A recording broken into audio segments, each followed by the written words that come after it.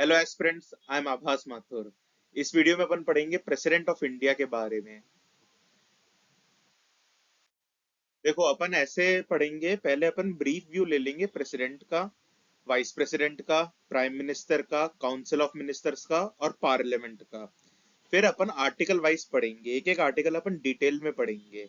अगर अपन सीधे आर्टिकल पर जंप हो जाएंगे ना, तो अपने अंडरस्टैंडिंग डेवलप ही नहीं हो पाएगी, अपने पढ़ने का मतलब ही नहीं रहेगा।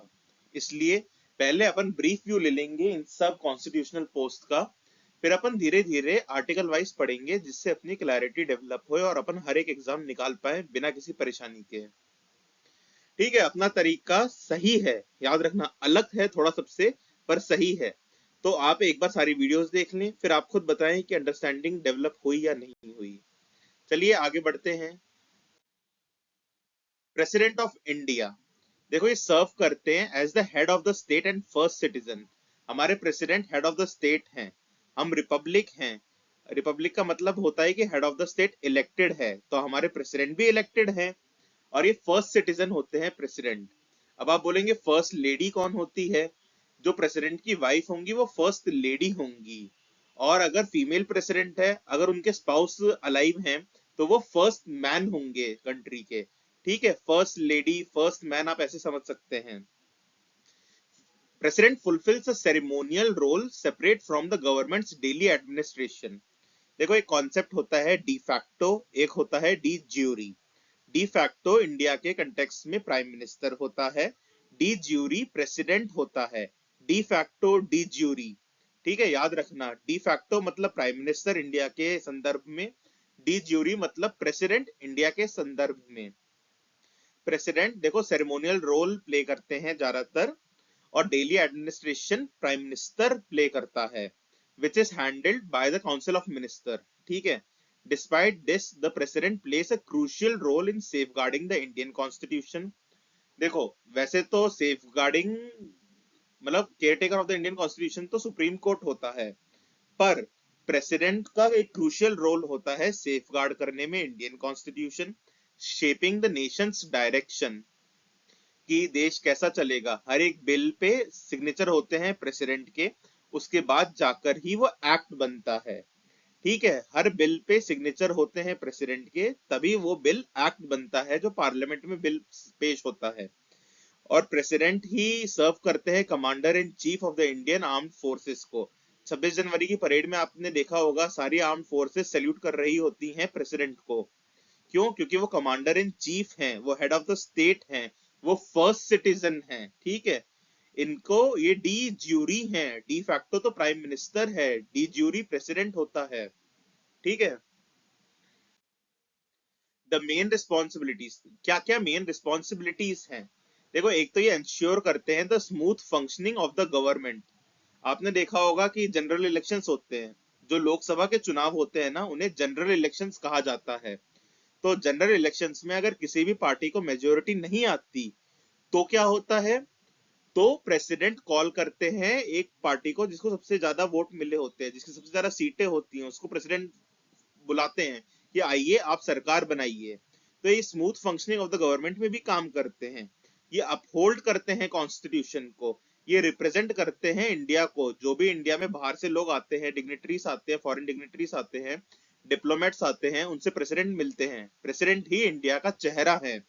लेजिस्लेटिव प्रोसेस में भी इनका बहुत क्रूशियल रोल है, क्योंकि हर बिल इनके सिग्नेचर के बाद ही एक्ट बनता है। ठीक है, मेन रिस्पॉन्सिबिलिटीज क्या है प्रेसिडेंट की? Ensuring the smooth functioning of the government. The president has the power to appoint and dismiss government officials.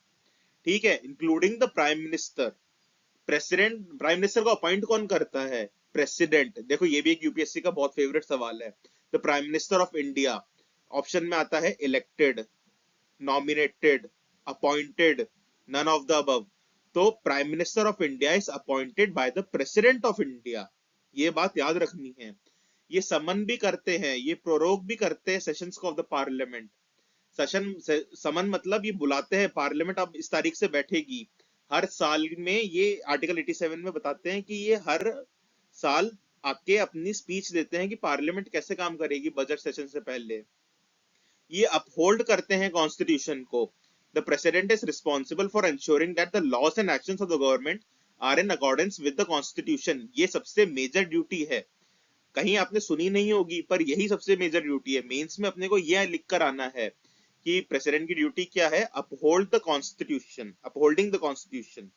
ठीक है, ये रिप्रेजेंट करते हैं इंडिया को, कहाँ पे, होम में और अब्रॉड में भी।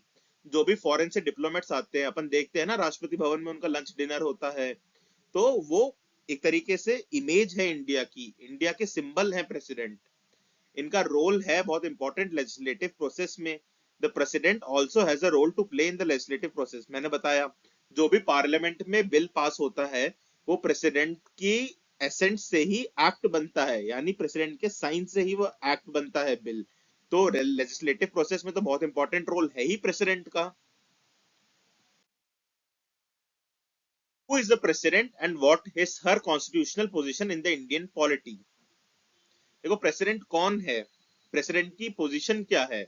देखो प्रेसिडेंट एक तरीके से हेड ऑफ द स्टेट है और फर्स्ट सिटीजन है इंडिया का।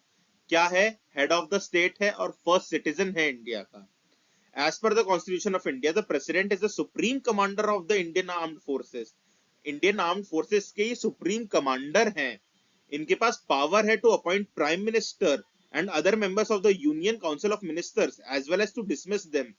प्रेसिडेंट ही अपॉइंट करता है, डिसमिस करता है council of ministers including prime minister.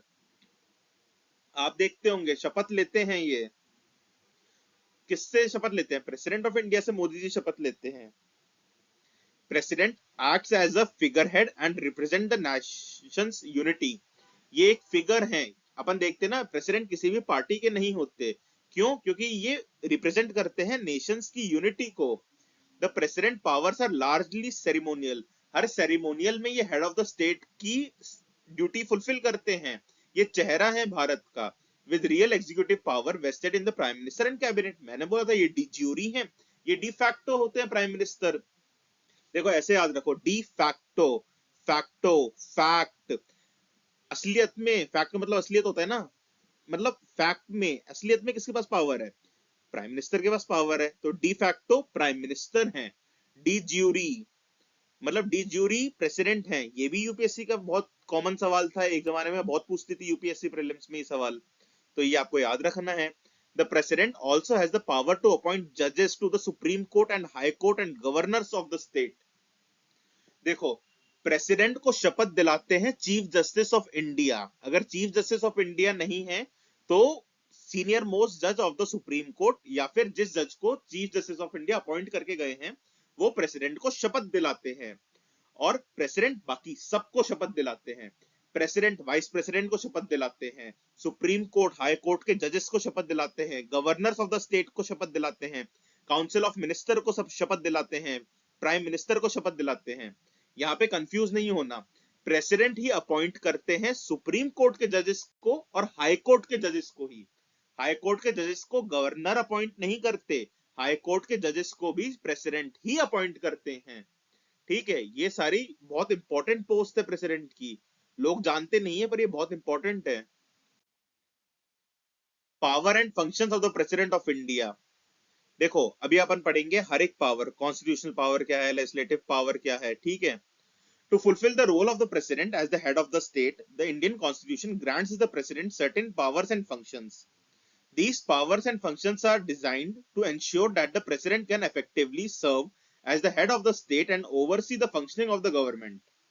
ठीक है, the powers and functions of the president of India can be analyzed under the following categories. अभी आएगी। ठीक है, ये एक तरीके से ब्रीफ व्यू है कि अपन पढ़ रहे हैं प्रेसिडेंट के पास पावर्स क्या क्या है और उनके फंक्शंस क्या क्या हैं। देखो सबसे पहले अपन पढ़ेंगे executive power of the president. The executive powers of the president of India are crucial in ensuring the smooth functioning of the government. ठीक है, देखो सरकारें आती जाती रहती हैं, देश रहता है, वैसे ही देखो 2024 में जनरल इलेक्शंस हुए थे, अगर मोदी जी हार जाते तो दूसरी कोई सरकार आती, पर प्रेसिडेंट का टेन्योर तो चल ही रहा था ना 2022 से 27 तक, तो एक smooth functioning of the government तो रहती ही। ये फॉर्मल हेड होते हैं एग्जीक्यूटिव ब्रांच के। देखो अपन बचपन से पॉलिटी में पढ़ते हैं, तीन तरह से होता है, जुडिशरी, एग्जीक्यूटिव, लेजिस्लेचर। तो एग्जीक्यूटिव के हेड कौन होते हैं? प्रेसिडेंट। एग्जीक्यूटिव के फॉर्मल हेड कौन होते हैं? प्रेसिडेंट। जो भी भारत सरकार के एक्शंस होते हैं वो अपने हेड के नाम पर ही होते हैं। हेड कौन है? एग्जीक्यूटिव हेड कौन है? प्रेसिडेंट। तो all actions taken by the government are carried out in his name. Bharat सरकार के सारे एक्शंस किसके नाम पर होते हैं? प्रेसिडेंट के नाम पर होते हैं। भारत सरकार के सारे एक्शंस प्रेसिडेंट के नाम पे ही लिए जाते हैं। Authentication of official documents. देखो आर्टिकल 77, अभी अपन हर एक आर्टिकल नहीं पढ़ रहे, वो अपन जब आर्टिकल वाली सीरीज पढ़ेंगे तब पढ़ेंगे। अभी अपन प्रेसिडेंट के बारे में पढ़ रहे हैं। देखो आर्टिकल यहाँ पे ऊपर नीचे हो रहे हैं, इसलिए अपन अभी नहीं पढ़ रहे आर्टिकल्स। अभी अपन सिर्फ प्रेसिडेंट के बारे में जान रहे हैं। फिर अपन एक एक आर्टिकल सीरियल नंबर वाइज पढ़ेंगे जिससे क्लैरिटी डेवलप होए।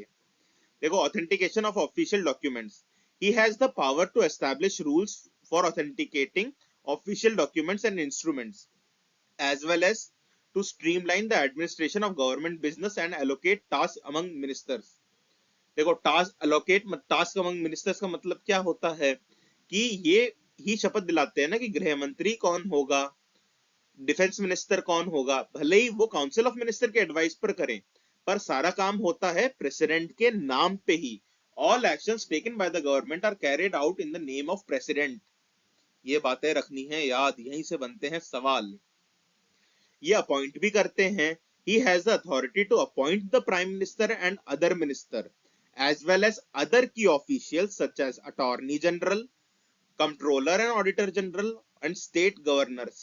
ठीक है, यही अपॉइंट करते हैं, ये अपॉइंट करते हैं काउंसिल ऑफ मिनिस्टर की एडवाइस पे, पर सारे अपॉइंटमेंट्स होती हैं प्रेसिडेंट के नाम पर ही।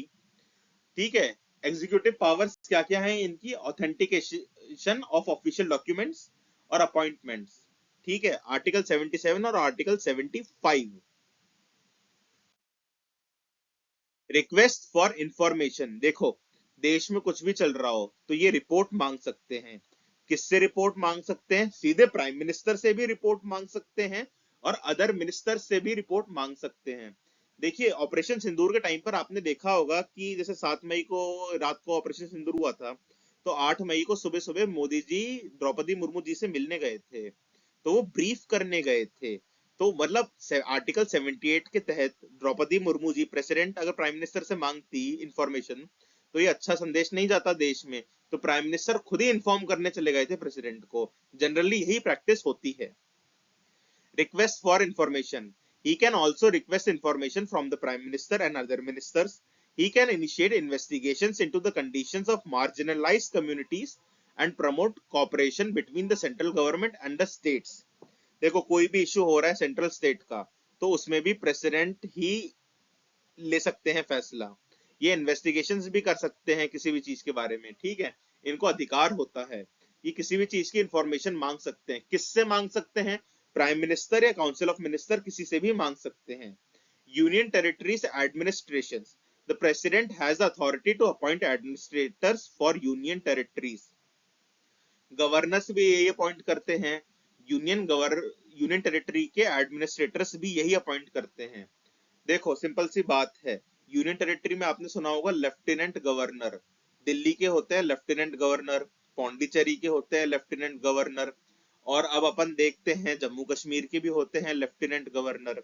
तो आप सिंपल सी बात ऐसे याद रख लो, जिन जिन यूनियन टेरिटरीज में लेजिस्लेचर होता है, लेजिस्लेटिव असेंबली होती है जिन जिन यूनियन टेरिटरीज में, उन यूनियन टेरिटरीज में लेफ्टिनेंट गवर्नर बैठते हैं।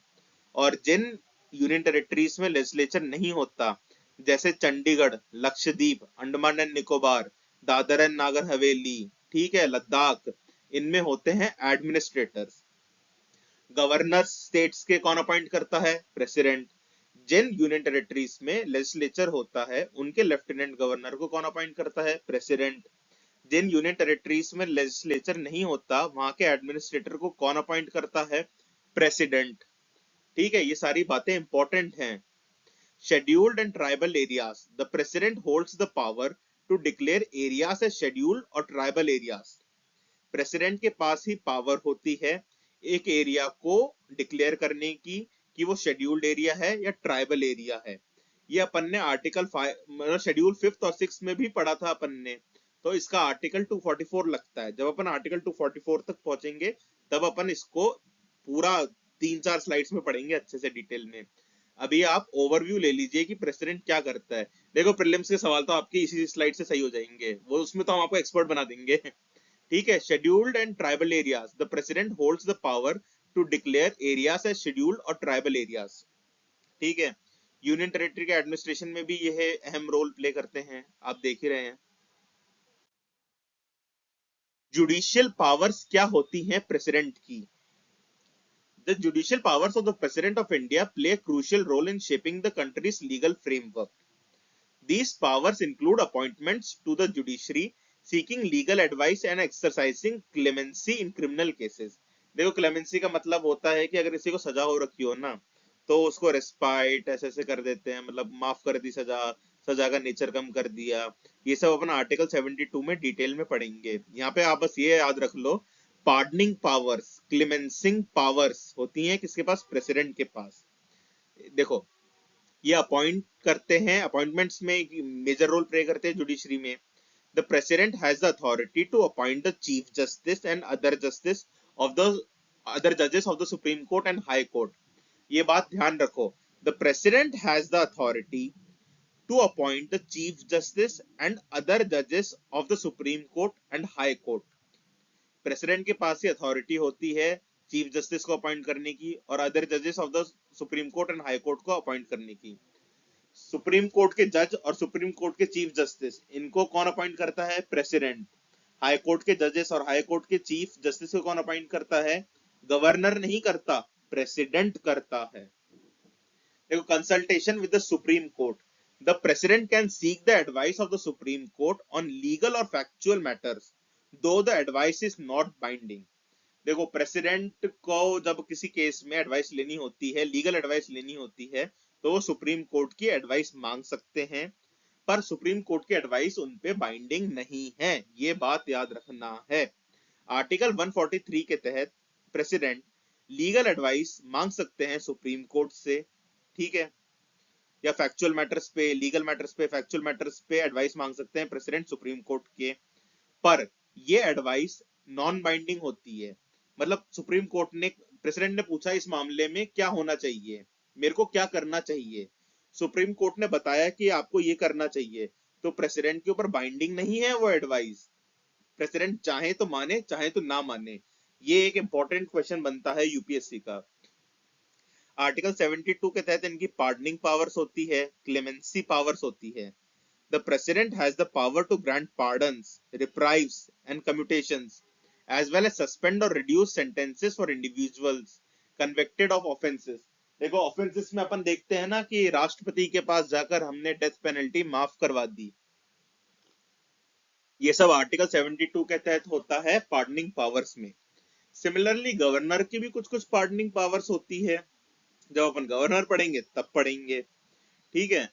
और एक बात याद रख लेना, जो मिलिट्री लॉ होता है ना, कोर्ट मार्शल, कोर्ट मार्शल में भी चलती है पार्डनिंग पावर प्रेसिडेंट की, ये बात याद रखना।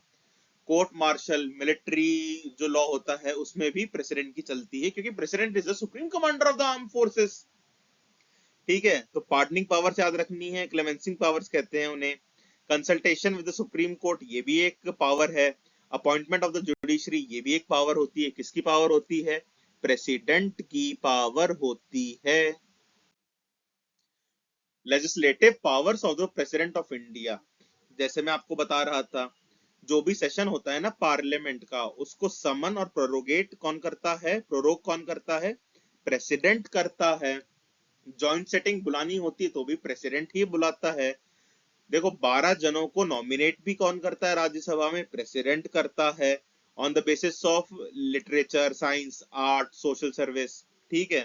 फिर आर्टिकल 86 के तहत ये मैसेजेस भी भिजवाते हैं पार्लियामेंट में कि मैं ऐसा चाहता हूं, मेरी ऐसी राय है, ठीक है। तो हर एक आर्टिकल अपन डिटेल में पढ़ेंगे, अभी अपन एक ओवरव्यू ले रहे हैं प्रेसिडेंट का, ठीक है। Legislative powers of president of India, देखो सिग्निफिकेंस इन्फ्लुएंस होता है इनका over the functioning of the parliament. These powers include summoning and proroguing sessions, addressing the parliament and granting permission for the introduction of bills. कुछ कुछ bills होते हैं जिसमें president का परमिशन की जरूरत होती है इंट्रोड्यूस करने के लिए, ठीक है, वहां भी प्रेसिडेंट एक मेजर रोल प्ले करते हैं। Summoning and proroguing parliament. The president can summon and prorogue the parliament and dissolve the Lok Sabha on the advice of council of ministers headed by the prime minister. ठीक है, इनके क्या क्या करते हैं, समन करते हैं, प्रोरोग करते हैं पार्लियामेंट को, और लोकसभा को डिसॉल्व भी करते हैं। लोकसभा को डिसॉल्व कौन करता है? प्रेसिडेंट करता है। पार्लियामेंट को समन कौन करता है? प्रेसिडेंट करता है। पार्लियामेंट को प्रोरोग कौन करता है? प्रेसिडेंट करता है। ये बातें अपने को रखनी है याद। President can summon and prorogue the parliament, dissolve the Lok Sabha on the advice of the council of minister headed by the prime minister, क्योंकि ये डिफैक्टो है प्राइम मिनिस्टर। ठीक है, देखो जॉइंट सिटिंग वो होती है, अगर कोई ऑर्डिनरी बिल अटक रहा है ना, तो फिर उसपे दोनों हाउस लोकसभा और राज्यसभा मिलके एक ही करते हैं सेशन, उसमें स्पीकर उसको हेड करते हैं लोकसभा के। जब जॉइंट सिटिंग का अपन आर्टिकल पढ़ेंगे तब अपन डिटेल में पढ़ेंगे, अभी यहीं से पढ़ लो। Summoning joint sitting, he summons a joint sitting of both houses of parliament which is presided over by the speaker of the Lok Sabha. ठीक है, जब जॉइंट सिटिंग होती है, ऑर्डिनरी बिल पे कुछ इशू होता है तो जॉइंट सिटिंग बैठाई जाती है, तो उसमें भी यही होता है, शायद आर्टिकल 109 के तहत होता ही है। ठीक है, nomination to the Rajya Sabha, article 80 कहता है the president nominates 12 members to the Rajya Sabha with special expertise in literature, science, art and social service. अपन देखते हैं जैसे एक जस्टिस गोगोई हुआ करते थे जिन्होंने राम मंदिर का फैसला दिया गया था, वो रिटायर हुए थे, फिर उनको सीट दे दी गई थी राज्यसभा में। ठीक है, ये इसलिए करा जाता है कि जैसे कुछ एक्सपर्ट होते हैं ना, जैसे सचिन तेंदुलकर देख लो, सचिन तेंदुलकर को भी तो राज्यसभा भेजा गया था इसी से, नॉमिनेशन से। फिर अभी इनको सुधा मूर्ति को भी भेजा गया था। ये वो लोग हैं जो ये अपनी फील्ड के एक्सपर्ट होते हैं, पर ये चुनाव नहीं जीत सकते क्योंकि इनका सोशल बेस इतना स्ट्रांग नहीं होता कि ये वोट में कन्वर्ट हो, इनकी पॉपुलैरिटी, इनकी एक्सपर्टीज, इसलिए इनको ऐसे भेजा जाता है सदन में जिससे ये अपनी एक्सपर्टीज से देश का विकास कर सके। ये 12 जनों को नॉमिनेट कर सकते हैं प्रेसिडेंट, किन बेसिस पे? Literature, science, arts and social service. इसमें एक स्पोर्ट्स भी ऐड कर लेना, सचिन तेंदुलकर के मामले में स्पोर्ट्स हर जगह ऐड हो गया, चाहे भारत रत्न हो, नॉमिनेशन टू द राज्यसभा हो। ठीक है, तो जब अपन आर्टिकल 80 पढ़ेंगे, जब अपन डिटेल में पढ़ लेंगे, अभी बस याद रख लेना कि प्रेसिडेंट नॉमिनेट भी कर सकते हैं लोगों को राज्यसभा में। ठीक है, sending messages to the parliament, the president can send messages to the house, मतलब किसी भी हाउस में, लोकसभा राज्यसभा कहीं भी भेज सकते हैं, आइदर कंसर्निंग अ बिल और अदर मैटर। अगर किसी बिल के बारे में डिबेट चल रही है पार्लियामेंट में तो प्रेसिडेंट अपनी मैसेज भेज सकते हैं, अपनी राय रख सकते हैं, या किसी और मैटर में भी अपनी राय रख सकते हैं। लेजिस्लेटिव पावर्स क्या है प्रेसिडेंट की? सम्मन कर सकते हैं, प्रोरोग कर सकते हैं पार्लियामेंट को, लोकसभा को डिसॉल्व कर सकते हैं, जॉइंट सिटिंग को समन कर सकते हैं, नॉमिनेट कर सकते हैं 12 जनों को राज्यसभा में, सेंडिंग मैसेजेस टू पार्लियामेंट, ठीक है, पार्लियामेंट में मैसेज भेज सकते हैं। देखो पहले तो ये कर सकते थे लोकसभा में भी 2 एंग्लो इंडियंस को नॉमिनेट, पर वो हट गया। ठीक है, तो अब सिर्फ 12 जनों को नॉमिनेट कर सकते हैं राज्यसभा में। Addressing the parliament, the president addresses the parliament at the commencement of the first session after each general election and the first session of each year। देखो जब भी लोकसभा चुनाव होते हैं उसे जनरल इलेक्शंस कहते हैं, तो उसके बाद जब नई पार्लियामेंट चुनकर आती है तो उसको एड्रेस करते हैं प्रेसिडेंट। फिर हर साल की स्टार्टिंग में जो पहला सेशन होता है ना,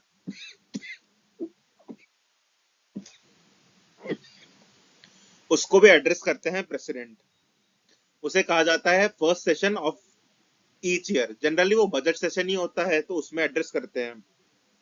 प्रेसिडेंट पार्लियामेंट के दोनों हाउसेस में नहीं जाते एड्रेस करने, जॉइंट सिटिंग ही बुलाई जाती है, उसमें एड्रेस करते हैं और एक बार ही एड्रेस करके चले जाते हैं। स्टार्टिंग में ना ये हर सेशन में एड्रेस करते थे, फिर एक अमेंडमेंट हुआ था, जब अपन आर्टिकल 87 पढ़ेंगे ना तब वो अपन डिटेल में पढ़ेंगे कि क्या हुआ था।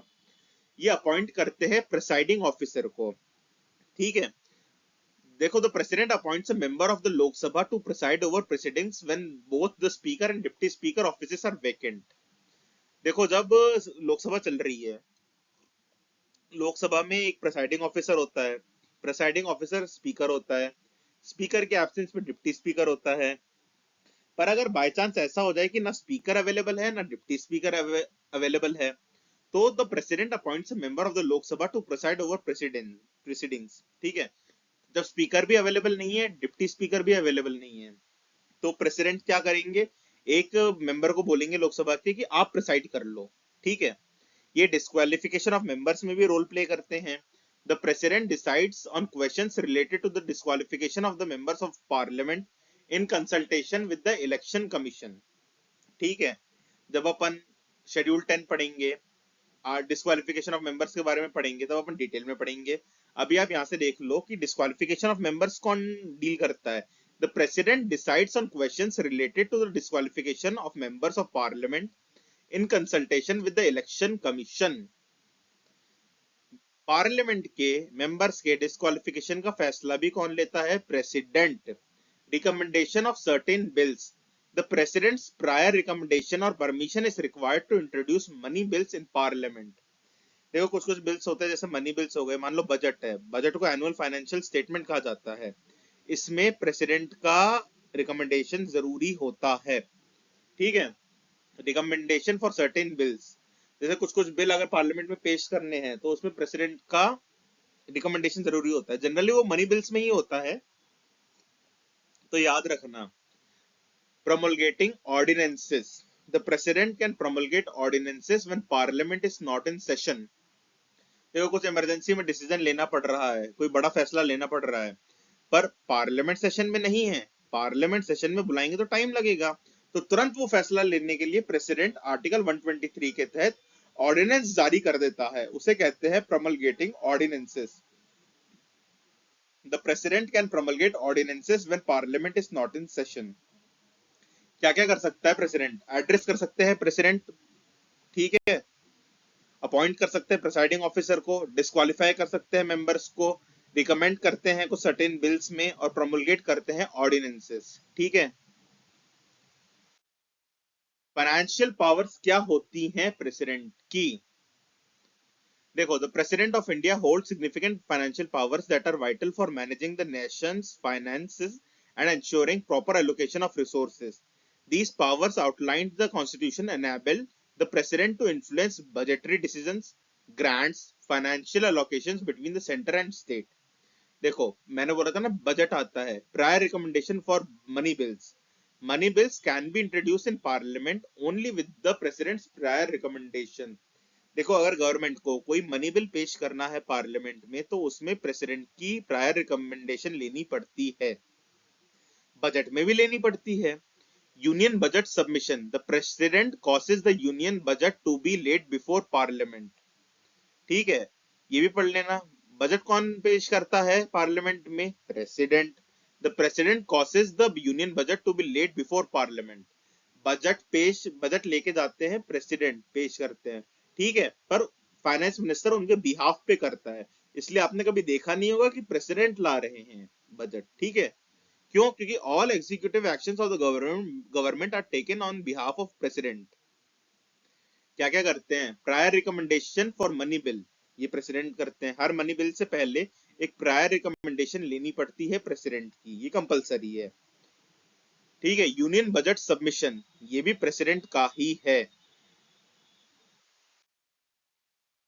Recommendation for demand for grants, no demand for a grant can be made except for the president's recommendation.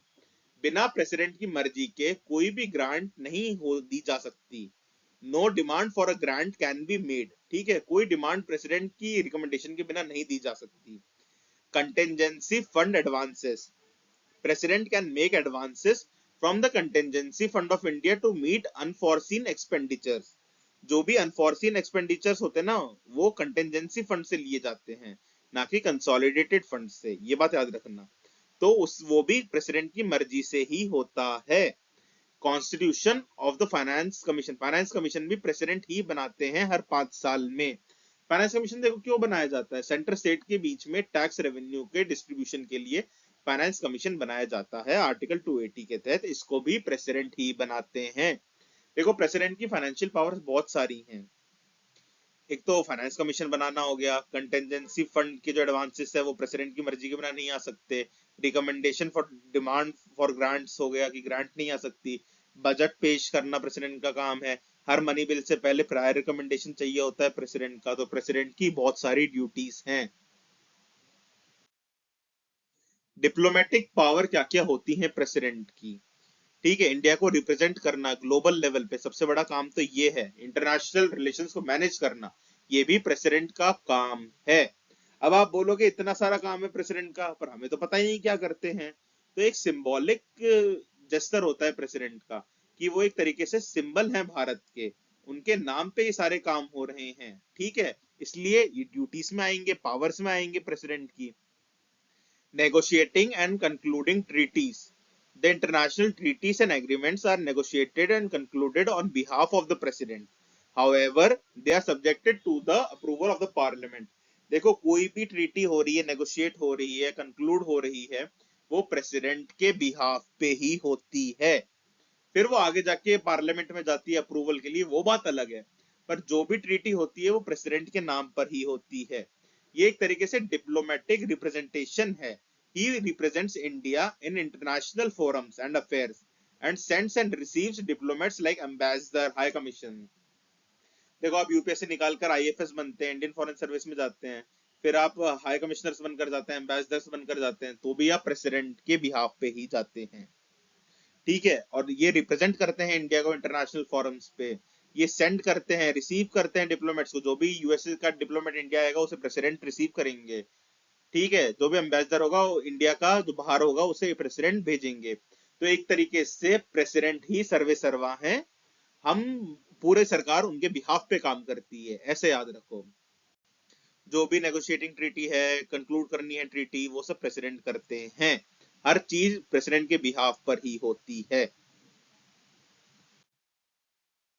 Military powers क्या होती हैं? देखो डिक्लेयर करना वॉर का, ये भी प्रेसिडेंट का काम है, और ये सुप्रीम कमांडर होते हैं आर्म्ड फोर्सेस के। Supreme Commander of Armed Forces. The President is the Supreme Commander of India's Defense Forces and appoints the Chief of Army, Navy and Air Force. Army navy air force के chief को भी president ही appoint करते हैं। हर major appointment president के नाम पर ही होती है, ऐसे याद रखो, ठीक है। और ये सुप्रीम कमांडर होते हैं डिफेंस फोर्सेस के भारत के। Declaration of war and peace, he can declare war और conclude peace subject to the approval of the parliament. देखो पाकिस्तान से युद्ध छिड़ गया, तो वो युद्ध छिड़ने की घोषणा कौन करेगा? प्रेसिडेंट करेगा। ही कैन डिक्लेयर वॉर और conclude peace subject to the approval of the parliament. Approve तो पार्लियामेंट करेगा हर चीज, पर डिक्लेयर कौन करेगा? प्रेसिडेंट। किसके नाम पे ये सब काम होंगे? प्रेसिडेंट। क्योंकि भारत सरकार का जो भी काम होता है वो प्रेसिडेंट के नाम पर होता है, क्योंकि ये एग्जीक्यूटिव हेड है, एग्जीक्यूटिव ब्रांच के हेड है प्रेसिडेंट। इमरजेंसी पावर, देखो किसी भी प्रकार की इमरजेंसी लगानी होती है, तीन टाइप की इमरजेंसी होती है, नेशनल इमरजेंसी, प्रेसिडेंट रूल और फाइनेंशियल इमरजेंसी। ये तीनों इमरजेंसी कौन लगाते हैं? प्रेसिडेंट ही लगाते हैं, on the advice of council of ministers headed by prime minister, ठीक है। इमरजेंसी कौन लगाता है? प्रेसिडेंट लगाता है। दिमाग में बैठा लो, आधे से ज्यादा सवाल तो ये वीडियो ही कवर कर लेगी जो डिटेल में ही नहीं है, क्योंकि ये डिजाइन इस तरह से है। नेशनल इमरजेंसी कौन लगाता है? प्रेसिडेंट लगाता है। प्रेसिडेंट रूल कौन लगाता है? प्रेसिडेंट लगाता है। फाइनेंशियल इमरजेंसी कौन लगाता है? प्रेसिडेंट लगाता है। टाइपिंग एरर हो गया यार, 360 के आगे कॉलम नहीं आया। अब देखो वीटो पावर्स भी कुछ होती हैं। वीटो का मतलब होता है कि मेरी चलेगी, सिंपल सी बात है। तुम सब कुछ कह रहे हो, तुम सब कुछ कह रहे हो, पर वो नहीं होगा, मेरी चलेगी, मैं जो बोलूंगा वो होगा, उसे बोलते हैं veto power. The president of India exercises veto power to influence the legislative process which includes absolute veto, suspensive veto, pocket veto, ठीक है। American president, unlike the American president, the Indian president does not have a qualified veto. देखो हमारा veto तो veto है, उनका थोड़ा qualified है, याद रखना, उनमें मतलब कुछ ऊपर नीचे हो सकता है। हमारा veto veto. The veto powers enjoyed by the executive in modern states can be classified in the following four types। देखो चार टाइप के वीटो होते हैं। एब्सोल्यूट वीटो होता है, क्वालिफाइड वीटो होता है, सस्पेंसिव वीटो होता है और पॉकेट वीटो होता है। एब्सोल्यूट वीटो तो होता है withholding of assent to the bill passed by the legislature, कि लेजिस्लेचर ने एक बिल पास करा, वो विद होल्ड कर दिया। क्वालिफाइड वीटो होता है which can be overridden by the legislature with a higher majority. ठीक है। सस्पेंसिव वीटो होता है which can be overridden by the legislature with an ordinary majority. Suspensive मतलब कुछ समय का वीटो होता है। एब्सोल्यूट मतलब वीटो तो मतलब वीटो, बात ही खत्म। पॉकेट वीटो होता है कि प्रेसिडेंट अपने पास रख के भूल गए उस बिल को, बात ही नहीं कर रहे। जब अपन पार्लियामेंट पढ़ेंगे ना, तब अपन ये सारे वीटो डिटेल में पढ़ेंगे। बस याद रख लो यहाँ पे कि प्रेसिडेंट के पास वीटो पावर्स होती हैं, और वो चार टाइप की वीटो पावर्स होती हैं: absolute veto, suspensive veto, qualified veto और पॉकेट वीटो। ठीक है, ये याद रखना है। यहाँ पे प्रेसिडेंट के पास वीटो पावर्स होती हैं। ठीक है। President's alternatives a bill, a bill can become an act. जो मैं बोल रहा था ना, प्रेसिडेंट के पास, देखो पार्लियामेंट में बिल आए, दोनों हाउसेस से पास हो गए, फिर वो बिल जाता है प्रेसिडेंट के पास। वहां जाके प्रेसिडेंट के पास तीन चॉइसेस होती हैं कि या तो मैं एसेंट दूं, या मैं विथहोल्ड कर लूं ये बिल, या फिर मैं एक बार रिकंसिडरेशन के लिए भेजूं। आर्टिकल 111 के तहत प्रेसिडेंट के पास कोई भी बिल जाता है कि प्रेसिडेंट आप साइन कर दीजिए, तो ये बिल एक्ट बन जाएगा। तो प्रेसिडेंट तीन चीजें कर सकते हैं: या तो अपना एसेंट दे सकते हैं, साइन कर सकते हैं; विद होल्ड कर सकते हैं अपना एसेंट यानी साइन नहीं कर रहे; या फिर रिटर्न कर सकते हैं कंसिडरेशन के लिए कि मेरे को ये कमियां लग रही हैं, तुम इन्हें सुधारो। ठीक है, ये बोलता है आर्टिकल 111। अब देखो, डिस्क्रिशनरी पावर्स भी होती हैं प्रेसिडेंट की। डिस्क्रिशनरी पावर का मतलब होता है कि यहाँ पे काउंसिल ऑफ मिनिस्टर एडवाइस नहीं करेगा। अपन हर जगह पढ़ रहे हैं ना कि काउंसिल ऑफ मिनिस्टर एडवाइस करता है प्रेसिडेंट को, पर डिस्क्रिशनरी पावर का मतलब ये होता है कि प्रेसिडेंट खुद सोच रहे हैं। The president of India has the following discretionary power based on different situations.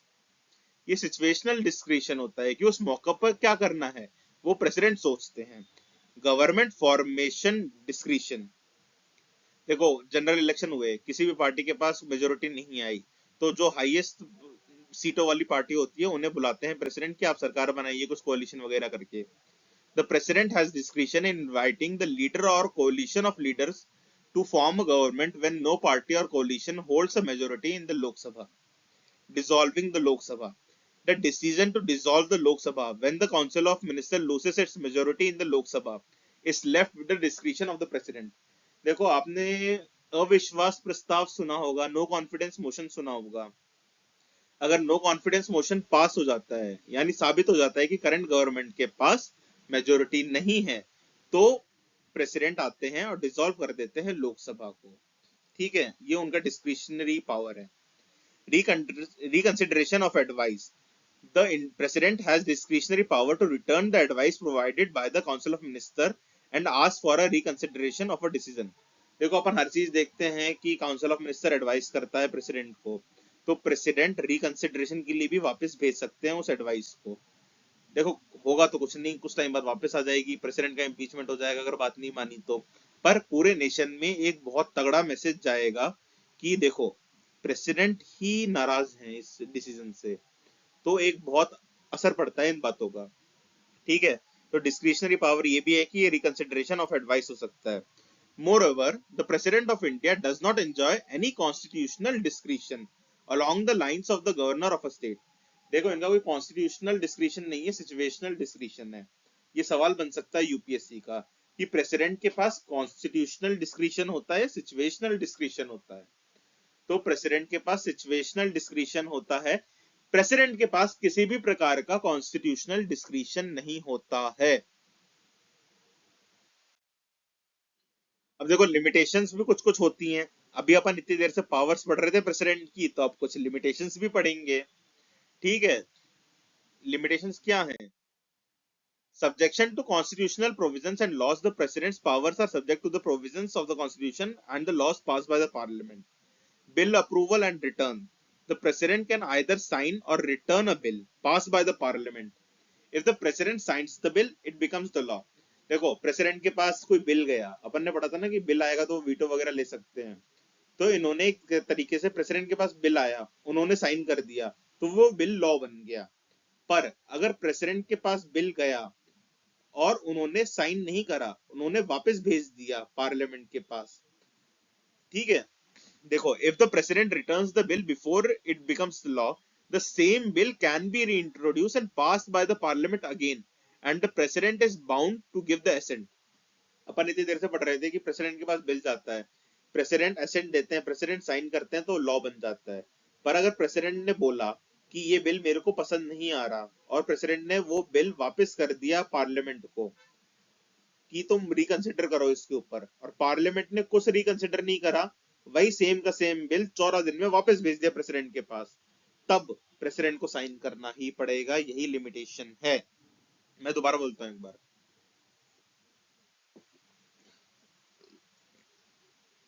President के पास, देखो पार्लियामेंट में कोई भी बिल पास हुआ दोनों हाउसेस से, तो वो बिल जाता है प्रेसिडेंट के पास, प्रेसिडेंट उस पर अपना एसेंट देते हैं तो वो बनता है लॉ। प्रेसिडेंट ने बोला कि मैं एसेंट नहीं दे रहा इस पे, और रिकंसिडरेशन के लिए वो बिल वापस भेज दिया पार्लियामेंट के पास, और पार्लियामेंट ने कुछ मॉडिफिकेशन नहीं करे उस बिल में, सेम का सेम बिल 14 दिन में वापस भेज दिया प्रेसिडेंट को, या अपनी टाइम लिमिट में वापस भेज दिया प्रेसिडेंट को, तो प्रेसिडेंट की मजबूरी है उस बिल पे साइन करना। ये लिमिटेशंस है पावर पे, ये बात याद रखना। बहुत सवाल बने हैं यूपीएससी के और बहुत बनते रहेंगे। Advice of the prime minister and cabinet, the president's exercise of executive power is subject to the advice of the prime minister and the cabinet. अपन हर जगह देखते हैं कि प्रेसिडेंट हेड हैं एग्जीक्यूटिव ब्रांच के, गवर्नमेंट के, प्रेसिडेंट के पास इतनी सारी एग्जीक्यूटिव पावर है, चाहे नेशनल इमरजेंसी डिक्लेयर करनी हो, वॉर डिक्लेयर करना हो, कुछ भी करना हो, पर President's exercise of executive power is subject to the advice of the Prime Minister and the Cabinet. जो कैबिनेट बोलेगी, जो प्राइम मिनिस्टर बोलेगा, मोटा मोटा वही मानना है प्रेसिडेंट को, ठीक है। The President is bounded by the Constitution to act on the recommendation of the Prime Minister. देखो, कॉन्स्टिट्यूशन ही बोलता है कि प्रेसिडेंट को एड एंड एडवाइस पे काम करना है प्राइम मिनिस्टर के, and the final order is eventually issued by the parliament. अब बोलेंगे कि प्रेसिडेंट को aid and advice of the prime minister and council of ministers पे एक्ट करना है, ये कॉन्स्टिट्यूशन में लिखा है। हाँ, लिखा है। The president is bound by the constitution to act on the recommendation of the prime minister, ठीक है, ये कॉन्स्टिट्यूशन में लिखा है। And the final order is eventually issued by the parliament, ये तो ऑब्वियस सी बात है। जुडिशियल रिव्यू के बारे में बात करते हैं। The president's powers are subject to review by the judiciary. Judicial review president पे भी लागू होता है। ये बात आपको रखनी है याद कि जुडिशियल रिव्यू प्रेसिडेंट पे भी लागू होता है। The judiciary can examine the decision made by the president, including the president's power to grant pardons and reduce sentences. Article 72 में अपन ने देखा था कि प्रेसिडेंट ने किसी की फांसी रोक दी, उस पे भी जुडिशियल रिव्यू हो सकता है, कोर्ट डिसाइड करेगा, ठीक है। तो प्रेसिडेंट की पावर्स पे भी जुडिशियल रिव्यू है, ये बात याद रख लो, ये लिमिटेशन है प्रेसिडेंट की पावर्स की। फिर आता है limited legislative powers. The president has limited legislative powers confined to summoning and proroguing the sessions, issuing ordinances and giving the assent to the bills and dissolving the Lok Sabha, the lower house of the parliament, ठीक है। legislative powers भी limited ही हैं। conditional pardons and sentence reduction, the president's power to grant pardons and reduce sentences is subject to advice of the council of ministers. जो अपन पढ़ रहे थे ना, pardons देना, sentence reduction देना, इसमें भी subject है advice of the council of ministers। चलेगी काउंसिल ऑफ मिनिस्टर्स की, पर वो प्रेसिडेंट के रूप में चलेगी। प्रेसिडेंट सिर्फ एक सिंबल है।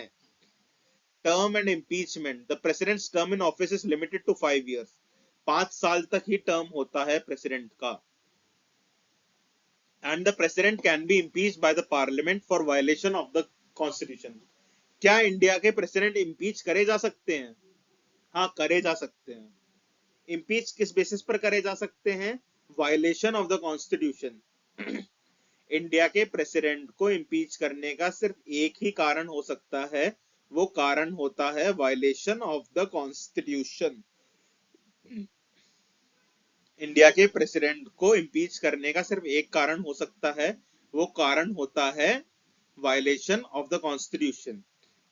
Approval for emergency declaration, The president's power to declare an emergency is subject to the approval of the parliament. अगर इमरजेंसी डिक्लेयर करनी है तो अप्रूवल लेना होगा पार्लियामेंट से, ठीक है। तो ये बहुत सारे लिमिटेशंस है। देखो अपन ने जो जो पावर पढ़ी है प्रेसिडेंट की, उस सब पे ही लिमिटेशन है, उस सब पे ही लिमिटेशन है, सिवाय सिवाय किस पे लिमिटेशन नहीं है। अगर जनरल इलेक्शंस में किसी भी पार्टी को मेजोरिटी नहीं बने तो प्रेसिडेंट बुला सकते हैं उस पार्टी के लीडर को या उस कोalition के लीडर को जिसके पास सबसे ज्यादा सीटें हैं। ये डिस्क्रिशनरी पावर है, ये सिचुएशनल डिस्क्रिशनरी पावर है, कॉन्स्टिट्यूशनल डिस्क्रिशनरी पावर नहीं है। और नो कॉन्फिडेंस मोशन पास हो जाता है, करंट गवर्नमेंट साबित नहीं कर पाती अपनी मेजोरिटी, तो वो डिस्क्रिशनरी पावर है प्रेसिडेंट की लोकसभा को डिसॉल्व करने की, ठीक है। ये दो बातें याद रखनी है, याद रखनी है ये दो बातें, बाकी सब पे इफ एंड बट्स हैं, ठीक है। इम्पीचमेंट कब हो सकता है प्रेसिडेंट का? वायलेशन ऑफ द कॉन्स्टिट्यूशन, वरना नहीं हो सकता। एक ही ग्राउंड है इम्पीचमेंट ऑफ द प्रेसिडेंट का, वो है वायलेशन ऑफ द कॉन्स्टिट्यूशन। हर एक आर्टिकल डिटेल में पढ़ेंगे तब अपन पढ़ेंगे अच्छे से, चिंता नहीं कर लो। Hence, the president's power are subject to several checks and balances to ensure that the government maintains a balance of powers between the president, council of minister and the parliament. ये क्यों है इतने चेक एंड बैलेंसेस? ताकि एक balance maintain रहे powers का, president में, council of ministers में, पार्लियामेंट में, ठीक है। चेक एंड बैलेंसेस बहुत जरूरी हैं, प्रेसिडेंट भी तो आर्बिट्ररी हो सकते हैं, वो सब रोकने के लिए, ठीक है। अभी तक अपन ने पावर्स पढ़ ली प्रेसिडेंट की, हर टाइप की पावर पढ़ ली, judicial, legislative, military, financial, emergency से रिलेटेड, ठीक है। अब अपन पढ़ेंगे क्वालिफिकेशन ऑफ द प्रेसिडेंट की, क्या क्या होना चाहिए प्रेसिडेंट का। देखो प्रेसिडेंट एक इंडिया का सिटीजन होना चाहिए, प्रेसिडेंट की मिनिमम एज 35 ईयर्स होनी चाहिए।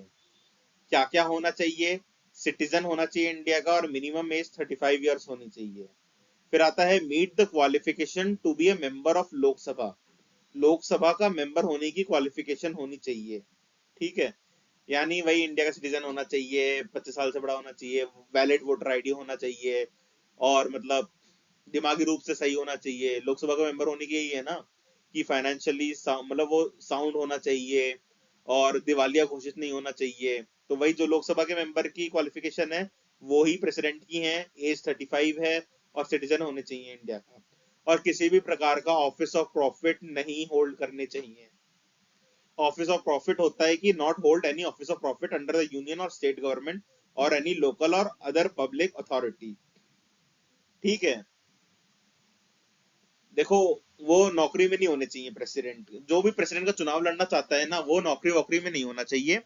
पर एक्सेप्शंस हैं कि वो खुद ही प्रेसिडेंट हो, वो वाइस प्रेसिडेंट हो, वो गवर्नर हो या कोई नेता मंत्री हो, उनके लिए एक्सेप्शंस है, ठीक है। पॉलिटिशियंस के लिए, मिनिस्टर्स के लिए, गवर्नर्स के लिए, वाइस प्रेसिडेंट के लिए, प्रेसिडेंट के लिए ये एक्सेप्शंस है, ठीक है। कोई भी ऑफिस ऑफ प्रॉफिट होल्ड नहीं करना चाहिए, ठीक है। याद रखना ऑफिस ऑफ प्रॉफिट नहीं होल्ड करना चाहिए, ना ही स्टेट गवर्नमेंट में ना ही यूनियन गवर्नमेंट में या किसी भी पब्लिक अथॉरिटी में, किसी भी लोकल लेवल ऑफ गवर्नमेंट में। पर वो प्रेसिडेंट हो सकते हैं, वाइस प्रेसिडेंट हो सकते हैं, गवर्नर हो सकते हैं, मिनिस्टर हो सकते हैं यूनियन के या स्टेट के, ठीक है। ये क्वालिफिकेशंस हैं। Moreover, the Constitution sets the following conditions for the President's term in office. He should not be a member of either House of Parliament or a House of the State Legislature. ठीक है, वो तो चुनाव लड़ने की थी। अब चुनाव लड़ने के बाद की बात कर रहे हैं, अब आप प्रेसिडेंट बन गए हैं, तो प्रेसिडेंट बनने के बाद अगर आप किसी भी हाउस के मेंबर हैं तो आपको वहां से रिजाइन करना पड़ेगा, ठीक है। आपको वो सीट वेकेट करनी पड़ेगी जिस दिन से आप प्रेसिडेंट का ऑफिस संभालेंगे, ठीक है। फिर आप कोई भी other office of profit hold नहीं कर सकते प्रेसिडेंट बनने के बाद। आपको राष्ट्रपति भवन में ही रहना पड़ेगा जिसका आपको कोई रेंट नहीं देना पड़ेगा, वही आपका ऑफिशियल रेजिडेंस होगा, ठीक है। तो आपको एमोलमेंट्स, अलाउंसेस एंड प्रिविलेजेस मिलेंगे जो पार्लियामेंट डिसाइड करेगा। कौन डिसाइड करेगा? एमोलमेंट्स, अलाउंसेस, प्रिविलेजेस, पार्लियामेंट, ठीक है। His emoluments and allowances cannot be diminished during his term of office. मतलब सुविधाएं, अलाउंसेस, प्रेसिडेंट की सैलरी नहीं होती, प्रेसिडेंट के अलाउंसेस होते हैं, ये बात याद रखनी है।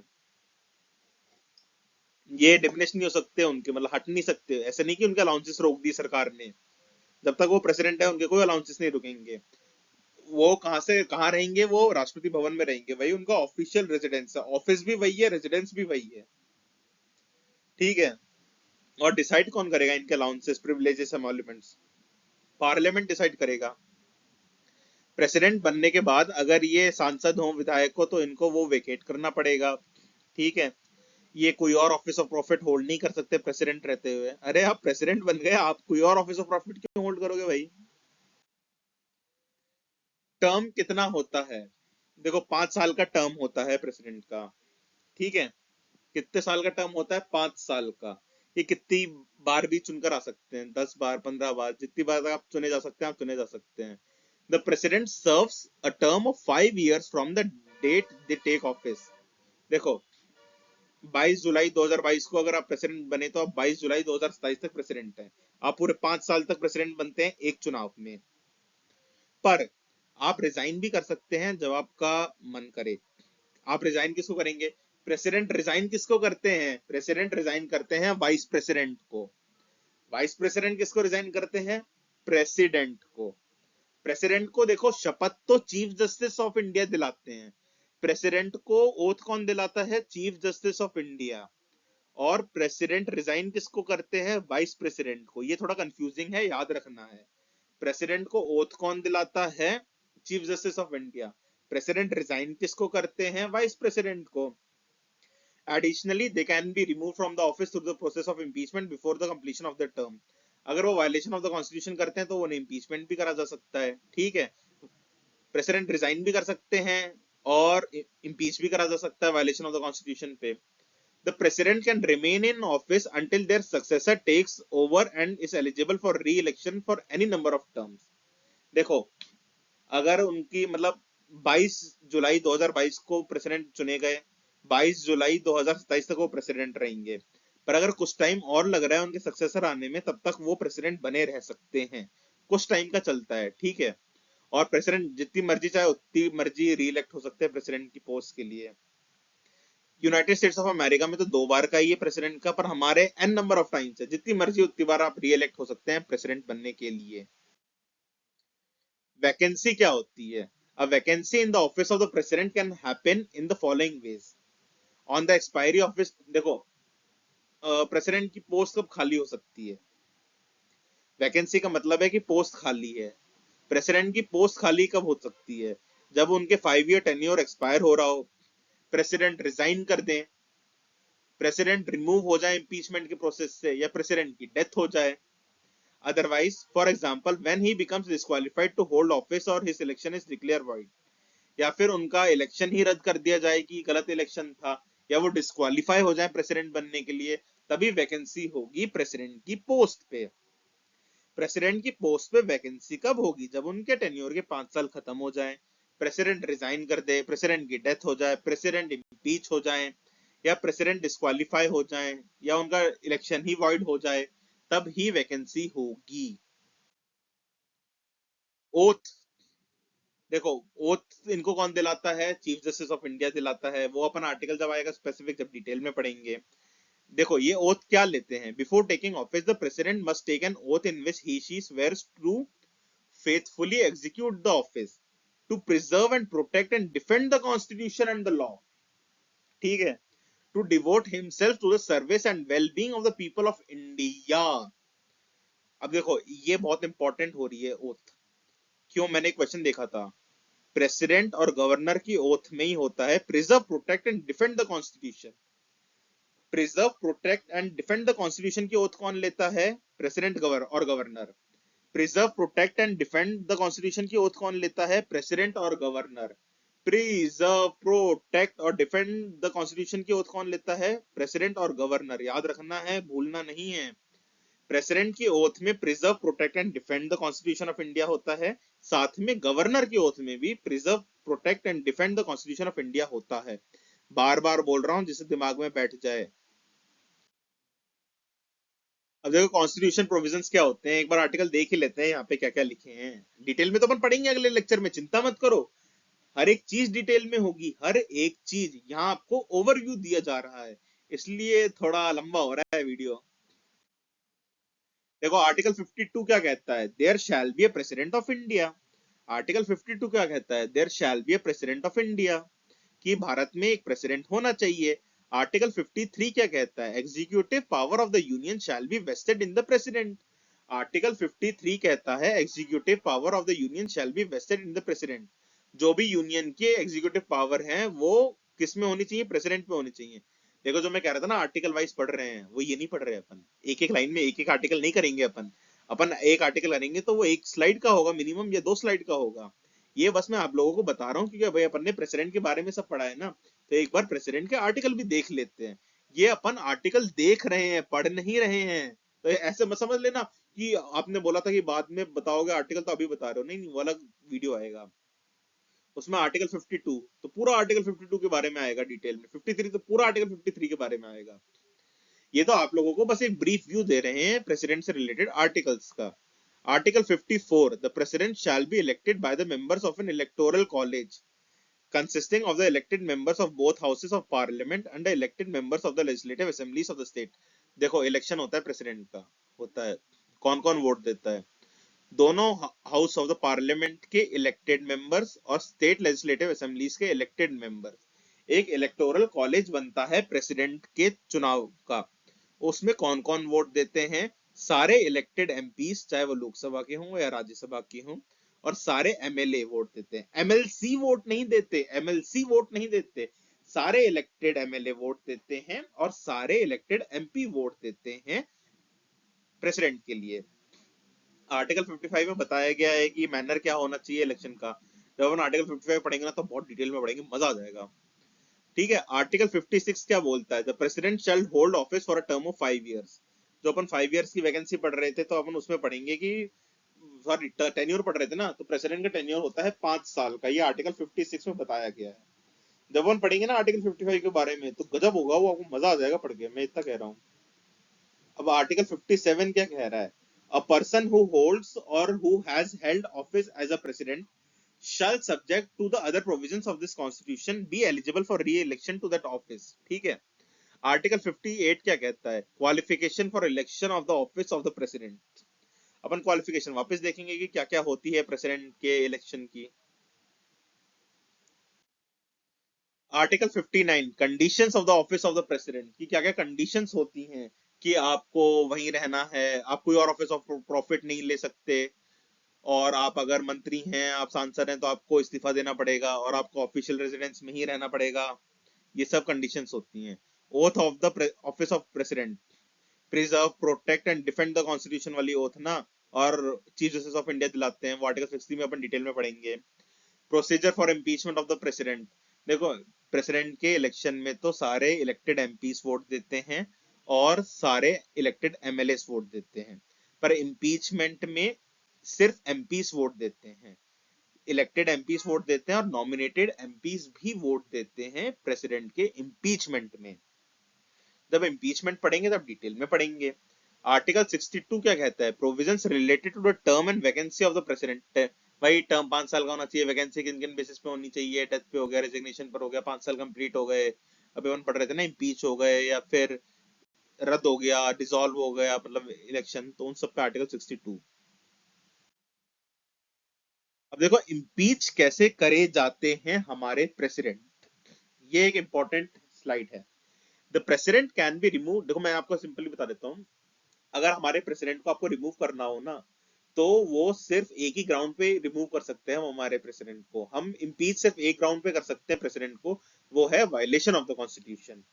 पर कॉन्स्टिट्यूशन में कहीं लिखा नहीं है कि वायलेशन ऑफ द कॉन्स्टिट्यूशन क्या है, यही तक खेल है। अगर प्रीलिम्स में सवाल आ जाए ना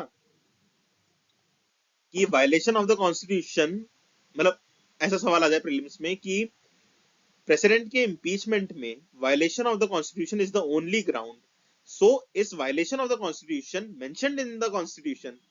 सो कॉन्स्टिट्यूशन में कहीं भी मेंशन नहीं है कि वायलेशन ऑफ द कॉन्स्टिट्यूशन क्या होता है, कॉन्स्टिट्यूशन में मेंशन नहीं है वायलेशन ऑफ द कॉन्स्टिट्यूशन क्या होता है, कॉन्स्टिट्यूशन में चीजें डिफाइन नहीं करी जाती हैं क्योंकि वक्त वक्त पे वक्त अलग अलग चीजें होती हैं इसलिए।